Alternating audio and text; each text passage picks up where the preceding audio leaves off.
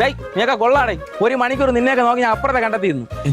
എന്ത് കാണണമെന്ന് പറഞ്ഞേ? എടാ നാട്ടില് മൊത്തത്തിൽ ഒരു കരക്കമ്പി പടരുന്നുണ്ട്. നിനക്ക് ജോലി പോയത്, നിനക്ക് ഇപ്പം ജോലി ഇല്ലാത്തത് നീ ഒരു മണ്ടനായോണ്ടാണെന്നാണ്. മണ്ടന? നാട്ടുകാർ തെണ്ടില് പലതും പറയും. നിനക്കൊക്കെ 2 പേർക്ക് വല്ല സംശയം ഉണ്ട് എന്നെ പറ്റി? നമുക്ക് എന്താ കൂട്ട്? അതിന് 1 മണിക്കൂർ കണ്ടെത്തുന്നതിനെ നമ്മൾ മണ്ടാന്ന് വിളിക്കുവേ. പിന്നെ നാട്ടുകാരെ ബോധ്യപ്പെടുത്താൻ വേണ്ടി നമ്മളൊരു ടെസ്റ്റ് നടത്താം. നിനക്ക് ഇവന്റെ വീട് അറിയാം. അങ്ങനെയാണെങ്കിൽ ഇവന്റെ വീട്ടിലുണ്ടോന്ന് പോയി നോക്കിട്ടോ. ഇവന്റെ വീട്ടിൽ പോയി ഇവ അവിടെ ഉണ്ടാന്ന് ഞാൻ നോക്കണം. ചുമ്മാ ഇവനെ മണ്ടനെന്ന് വിളിക്കുന്ന നിനക്ക് വയ്യായിരുന്നു. അത്രല്ലേ ഉള്ളൂ.